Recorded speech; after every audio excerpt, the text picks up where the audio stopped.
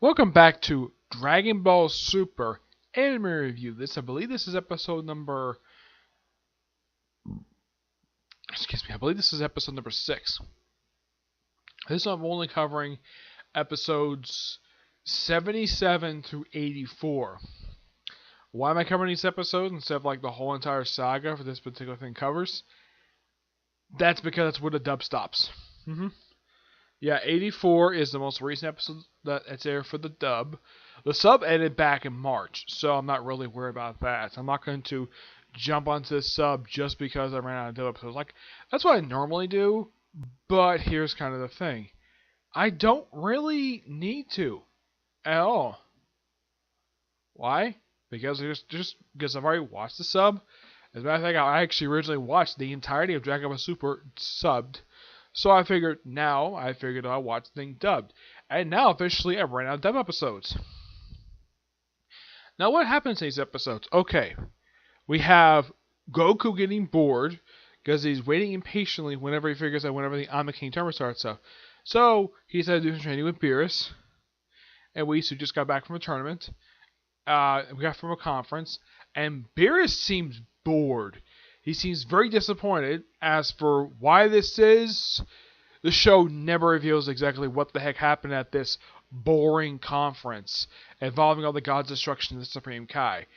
Yeah, the show never bothers to reveal what the heck happened at this tournament, this conference, and of course, if I can do some training,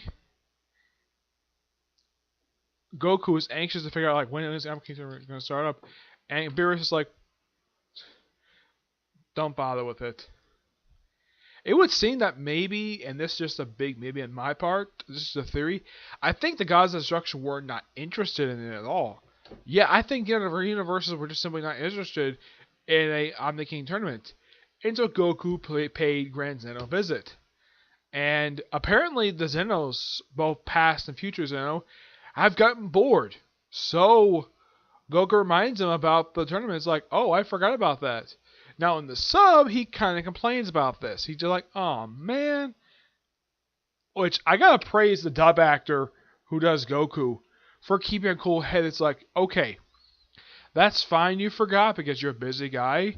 So I gotta give high praise to Goku's dub actor, Sean Stemmel, I think his name is. Yeah, he's been dubbing him since Dragon Ball. Let's see if I can find his name here. I know it's Sean something. Let's see.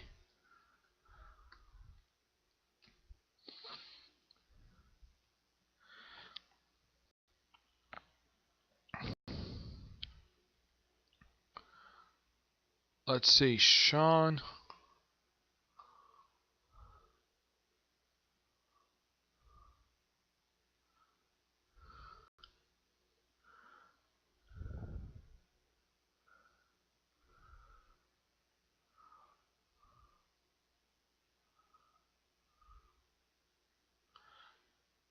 Sean Semmel.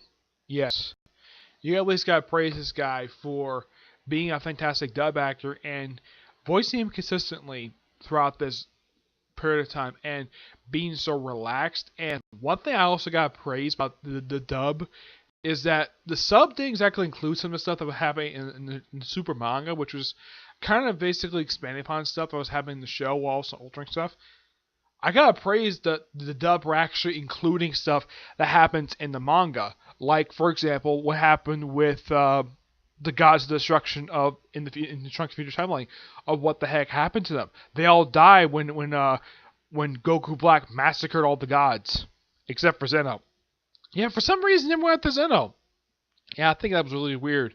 Like of all people to go after, apparently he wasn't scared. He was scared or too. He's probably just didn't bother Grand Zeno. That's probably the reason why they never went after him. Yeah. In the case of this, they actually had the scene where when they first introduced the Zenos, this one, they have it where they're both playing this game where they just flick around these makeshift planets and feel like they're destroying stuff, and they get bored, and the game gets destroyed. But apparently, President Zeno doesn't have a problem with the game being destroyed because he is just bored. And of course, when Goku reminds him about the Omicron, it's like, okay, fine. And then they announce that there'll be like all the Supreme Kais being informed about the Ame King tournament, and Goku wants to go pay a trip to the Supreme Kai planet, just so he doesn't miss an announcement. Which, not a bad idea, because it was like, man, that was quick. And going there was not a bad idea because Goku has been to the Supreme Kai planet before. He's been there a few times over the course that he's been. The first time he visited the place was actually during the Majin Buu saga. Yeah, that was something. This is something I thought was really weird. Even Beerus pointed out, though, there are no buildings on the secret world of the Kais. Yeah, that's something really weird. There are no buildings. I'm like, how the heck does Supreme Kai sleep? I mean, yeah, this is the secret world of the Kais. Could you at least put like a house in this planet or something? Yes. And of course, it's like, okay. I'm like, what are you doing here? Tea, please. He makes him tea. Because, well, I think Beerus knows he should never kill the Supreme Kai because it's revealed. It was revealed in the universe, in the previous arc, that the Supreme Kai and Universe 7 and Beerus are life linked. If one dies, the other one dies too. That's how it works. So they're informed about the tournament, and mostly put, it's exactly the same type of dialogue that was used for the sub. As far as I can tell, there's no alteration here from the sub, like, except to use the term erased. They use the term basically destroyed. Yeah, they changed the wording, but it essentially puts the same to being erased. And Goku has like an hour to recruit 2 people to participate in as an exhibition match. Okay, Goku is like, no problem with this, and the first person he asks is Vegeta. Vegeta turns him down because, well, Boa is pregnant with her second child. She gets birth to later on. Yeah. When they got praised by the anime, don't keep Bulma pregnant for very long. Unlike Voyager, we kept a woman pregnant for like almost 2 years. I'm not kidding about this. If you watch Voyager, there's this one character, Samantha Wildman. She actually is pregnant for 2 years because the writers of the show forgot she was pregnant. At least in the case of the anime, they probably heard about what happened on Voyager. It's like, okay, let's not have a character pregnant for 2 years. And this pregnancy lasts for about 5 episodes. Yeah, it doesn't last very long. Yeah. So Vegeta turns out, okay, so who do I go next? I know, let's go to Gohan. A guy who just got back into training after he came out of retirement. Like, okay, pretty simple enough. And of course, Goku informs Gohan about the whole eraser thing. Yeah.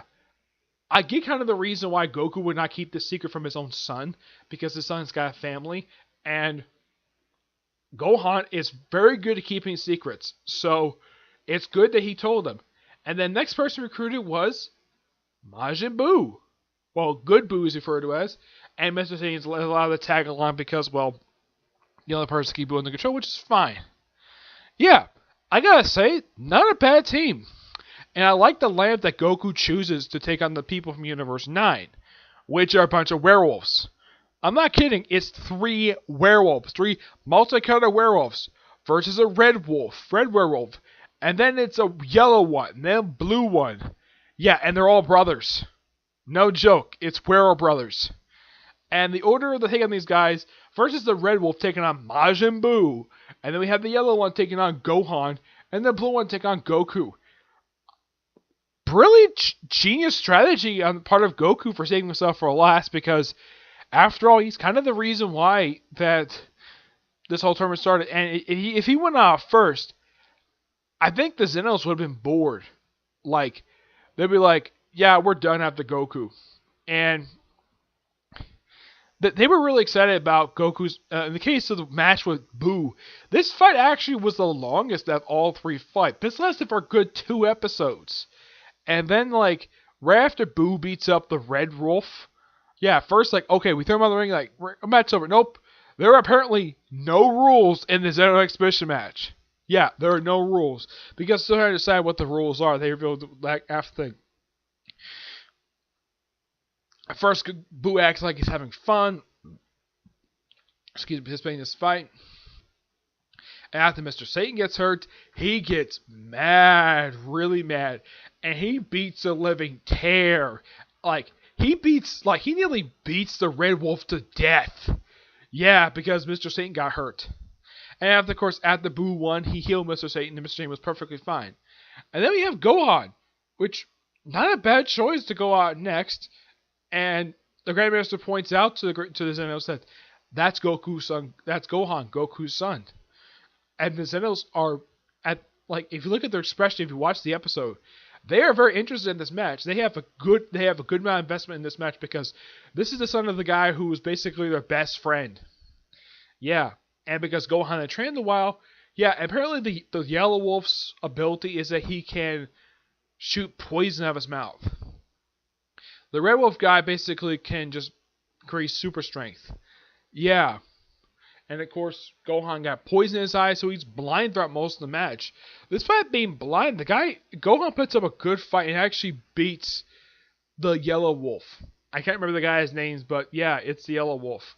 I was supposed to point out, though, the Supreme Kai of Universe 9, when I saw him, is that the Supreme Kai from Universe 10?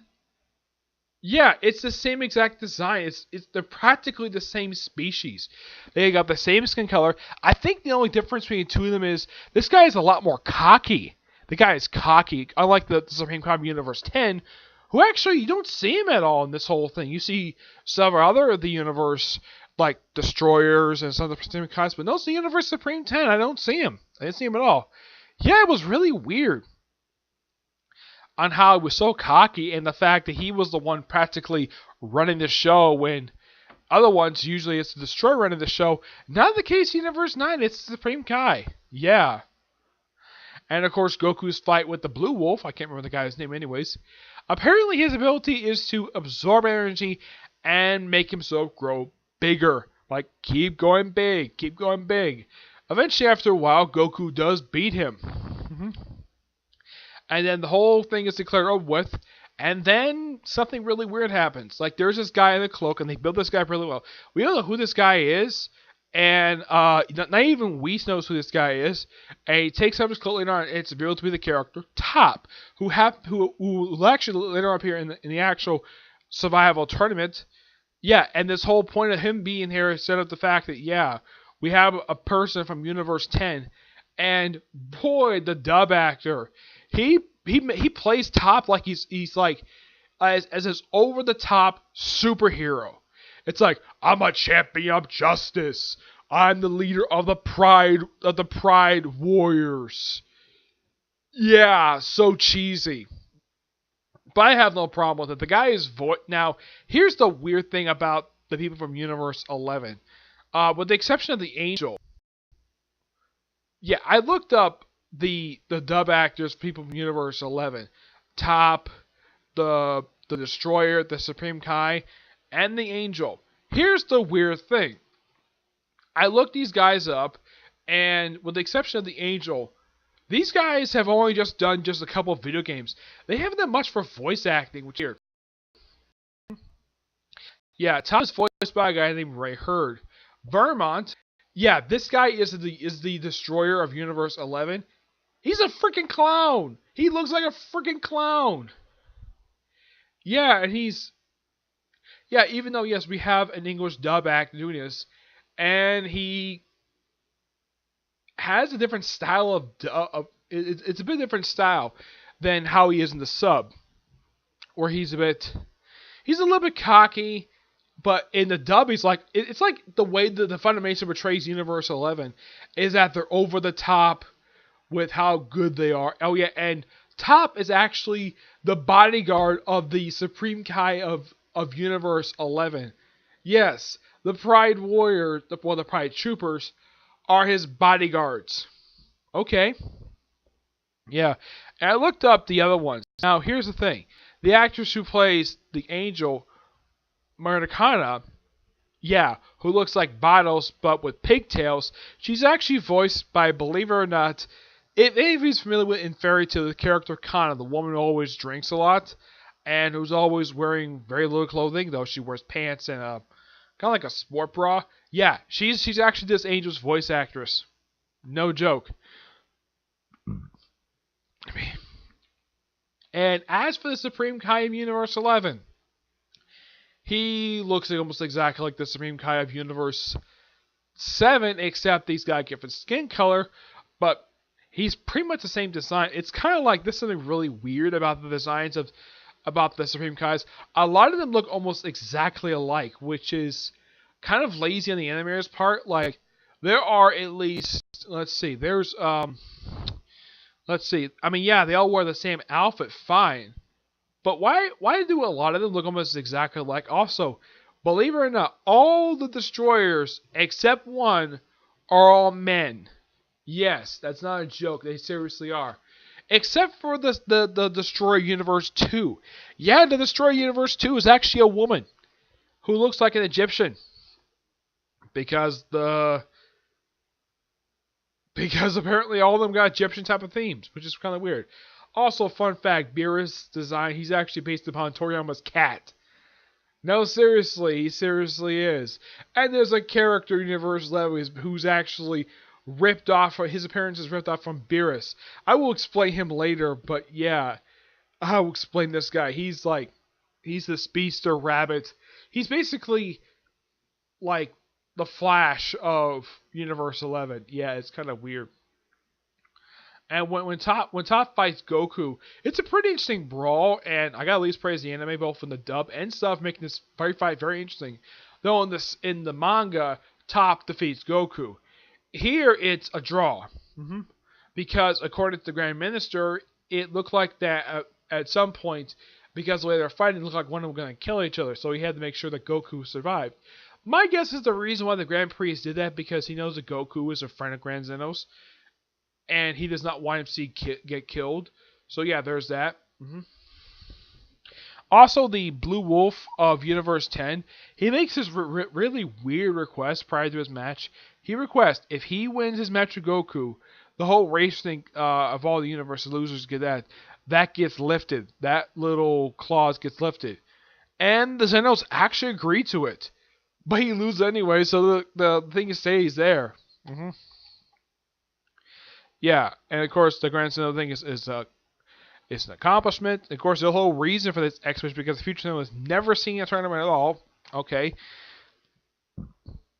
Excuse me. Yeah. So apparently, the tournament's going to be a battle royale, and the only way to win is basically throw opponents in the ring. You can't use weapons. You can't kill your opponents. Perfectly fine. It's like the War Martial Arts tournament. The only difference is the only way to win is to throw your opponent over the edge. Kind of like the Royal Rumble, where the only way to win the match is by throwing people over the top rope, which is a similar concept. My guess is Toriyama must have liked the concept of the Royal Rumble. It's like, okay, let's do a space version of that instead of involving a group of wrestlers. Let's involve a bunch of alien martial artists. Because we want to, that's why. So Goku decides to go recruiting. Now Gohan's automatically on the team because, well, he's still got a lot of energy in him. Boo, it's implied he's on the team, they'll explain this a little bit later. So Goku goes recruiting. Well, first recruits Vegeta, initially turns down, but then Whis kind of speeds up Bulma's birthing process, and she gives birth to a beautiful baby girl, who she names Beulah. Yes. Kind of up with her whole name, and she looks almost exactly like Bulma. And here's the thing. Like, everyone points out, this baby look almost nothing like Vegeta. It's like nothing Vegeta's characteristics. They do point out, though, she has Vegeta's very weird forehead. Yeah, it's quite funny. And Vegeta's like, okay, I'm in. I'm going to do it. Also, the Pilaf game makes an appearance in this episode. When Bulma gives birth. I'm like, okay, that's actually quite interesting. They brought these characters back. I think they pop up 2 or 3 more times in Saga, but mostly just cameos. They don't play a role like they do in the previous Saga. And then, in the last episode Aired, Gohan, Goku go recruit Krillin and 18. They consider these following people as part of the team. They consider... Yamcha does appear, but he doesn't really do anything. So they consider Krillin, 18, 17, Piccolo. Okay, pretty good set of people. They do consider Master because they want some experience. They do discuss having possibly Trunks and Goten. Despite being good fighters, they're too green, which that's fine. I personally don't have a problem with that comment about those two. Plus, they're probably too young, and they're probably going to get murdered. And plus, also, here's kind of the thing: their mothers are going to beat the crap out of Goku. Like both Boma and Chi Chi will beat the living crap out of Goku if anything bad happens to these two. Yeah, that's indeed true. So yeah, even Vegeta probably would agree though that the Trunks is just too green for. Yeah, Vegeta probably definitely agreed that Trunks is just too green and not enough experience. So he wants people who have experience in battle. So yeah, goes to recruit Krillin. Yeah, and Krillin agrees right away, and he also recruits 18.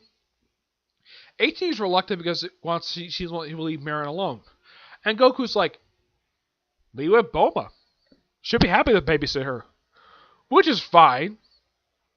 I mean, it would be kind of odd if she dropped her off at his place because Chi-Chi's got her own hands full with Goten.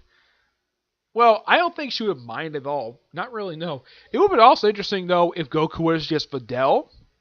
Yeah, but Bulma's probably fine because she's probably close by. Probably a lot more closer than, let's say, Gohan and Videl's place. 18 agrees, no problem. And so they have a. So Gohan is a little concerned about how much Krillin has trained. And plus, also, 18, even the sub should come in as well. Man, what, you think it was a waste of time for me to spend all that money on this expensive gym? Yeah.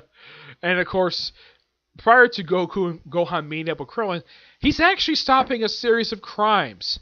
Like very quickly. He actually takes like a group of robbers who actually are shooting up the cops while he's behind barricade, and he's able to leap over them, beat the crap out of them very quickly, stop a getaway driver. Can't save a cat from a tree. Yeah, he gets a lot of work done, and man, it looks like in a matter of almost a day. And of course, they meet up with him later, and then of course, Gohan spars with Krillin. Krillin actually wins through using Solar Flare times 10. Though I thought was, I also got to point out this was really ingenious by part of 18 by taking out a pair of sunglasses for herself, for her daughter, and Goku. And I thought this was so cute. They even did this when the last time Marin showed up in that two-part at the end of the post-Trunks saga stuff, where she refers to Goku as Uncle Goku. I get kind of the reason why she refers to him as that because he is her father's best friend, so why not? And as far as I can tell, Goku doesn't have a problem with this fact that him and Krillin are not actually brothers. But he was probably told maybe this has probably happened off screen, or probably during the period of time at some point, Krillin must have told Goku that he and Chi-Chi were named as Marin's godparents. That's just my theory on the matter of why this happens. And then, of course, Goku fights Krillin on a rooftop building that's actually run by Mr. Satan. And they do some damage to it. It's not exactly a lot of damage. And there's at one point when 18 just steps in where they're both doing the Kamehameha. And, of course, she's like whole team up thing. And, of course, Mary points out, though, sort of in the way that her parents actually won the fight with Goku. And even though it kind of doesn't look like that Goku lets it slide because she is so adorable. This little girl is so adorable. And plus, because he has his own granddaughter to think of when it comes to stuff like that. And yeah, it's just so funny. But that was the last official dub episode. Though the episode does end with the thinking, I'd like to recruit 17. Do you know where he is? And 18's like, I don't have any idea where he is. He just says that apparently after he was resurrected, he became an armor ranger, and he's got a family. Of course, later he got a family now. As even Goku points out, though, since when does he have a love for animals? When did he start that? Maybe that'll get revealed next episode, but even the sub, they don't bother to explain, like, how. Oh, yeah, and of course, the whole pay thing is actually, they do explain that later. Of course, when they see him later, he has, pretty much same attire he wore, minus his Red Ribbon Army jacket that he wore from the Android Saga. He doesn't have that, but it's the same exact outfit, with minus that. But they do have the Ranger armband on his left arm. They have that there. Of course, that armband even stays on. I should point out though, throughout the tournament, that armband stays on the entire time, despite all the damage under this guy's body. The armband remains perfectly intact. I will talk about that when it gets to the point of the dub. But right now, I think the dub right now has only got, let's see, 30. Let's see, 30 be 124. I think about 37 episodes left to go to be dubbed. So, yeah, that's really it for this particular one. And I gotta say, for this particular saga so far, it's really, really good. I'm loving what they did with the dub. And, yeah. So, in case this situation for this particular saga, the dub is better than the sub, as it relates to Goku. Though, yeah, he's still an idiot. And he still gets smacked by Beerus for acting like an idiot like he does in the sub. That's one thing I got high praise for Funimation. They don't do mass edits like other dub studios might do. Yeah, they keep pretty much everything. I think they tone down the blood a little bit in some scenes, but it's not over excessive. I mean, the changes they make are minor, but mostly put, for Super, as far as I can tell, they have made very little changes. Mostly, the only thing they've done is basically just added a little bit of stuff here and there.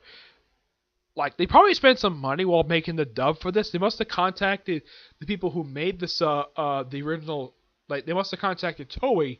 It's like, hey, can we add some additional scenes here and there, like additional like screenshots, so we can put this dialogue here and there? And I'm sure they're probably like, sure, we have nothing else to do. We have probably maybe working on some other series right now. Yeah, I think they might be done with the Broly film by now, but that's going to be released in just 3 months. Yeah, it's coming out in January. I'm looking forward to watching it when it comes out. But yeah. So they probably just add some scenes, little scenes here and there. I mean, the episodes themselves are pretty much the same length they are in the sub. It seems like they just added like a little bit, a few seconds of footage here and there. But also I got to point out though, and I don't know if anybody's noticed this, whenever they do flashback to Dragon Ball in the last like 20 episodes, instead of using stock footage from the original show, they actually use original footage. They actually make up their own new footage. Yeah, I don't know why. It's one of the most weirdest things. It's like when they show Dragon Ball in the past, they've generally, like, well, the ones that they did and have shown it, they've used actual stock footage of the original Dragon Ball show. Here, they make up their own new footage for it. Which essentially puts the same scenes, but with much higher definition. And I also heard a rumor of why the show ended at the point it did. There were some rumors, like apparently that Toei was spending so much money on the animation for this series because it was so good, in the fact this is probably one of the most expensive series they put out. I mean, yeah, One Piece is something, but my guess is because they spent so much money on Super that they ran out of money for the series. That's probably the reason why the series ended in Japan. But I heard a rumor the series come back next year. And also, apparently, there was some slip in the sales. I think there was a slip in the sales in the case of the DVDs. Not for the manga, as far as I've heard. I think the manga, from what I've heard, is actually doing pretty well. In the case of DVD sales, I think DVD sales are actually slipping in Japan. Like, they're actually, I heard a rumor they might be lower than they were hoping for. But that's the rumor of why Super ended when it did. But at least they were able to complete the Universal Survival Tournament, despite the whole stretching it out for as long as they did, making it the longest saga of the entire series, starting from episode 77, ending with episode 131. Yes, 131. This saga was like, I think overall was like, let's see, 30 plus, I think it was about 30, 37 episodes, I'd say. No, more like 30. More like about 37 episodes altogether. Almost 40. Yeah, it's by far the longest saga of the whole series. Though from episode 77 to like episode 90, it's the preparation for the tournament. That's what these episodes are. As far as I know, there's only about 6 episodes left before they actually start the actual tournament itself, which is going to be exciting to see because when I was watching this for the sub, I think it was last year, I think it was when this thing started. And it was exciting, it was interesting. I mean, yeah, the fight did drag out for so long, but it was still a good, really good saga. What the tournament was actually really good for the sub. I'm looking forward to editing this up, okay? But that's really it for this particular review. The next to see review for this is probably whenever they upload a new episode. I haven't checked and see. Let me look up and see when the next episode airs for Super here, like next English dub.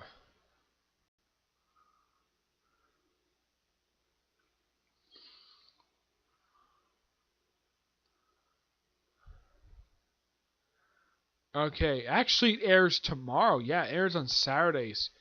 Which, come to think of it, I think that when the series was airing, it actually aired on a Saturday.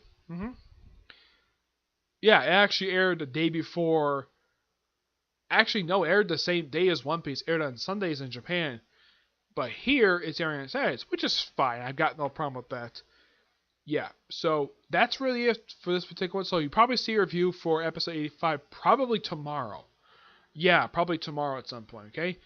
But here's the thing. I was planning on doing Dragon Ball next, but because I just finished up like the point when the for a particular manga I was working on, I'm officially starting tonight and probably do a review first part of it tomorrow. I'm going to do a review of Rave Master. Yes, Rave Master. The series done by the anime was adapted from the series originally done by the creator of Fairy Tail himself, Hishiro Masaka. I think that's how you pronounce the guy's name. But yeah, I expect to see a review of that tomorrow, okay? Good to see you there. Bye.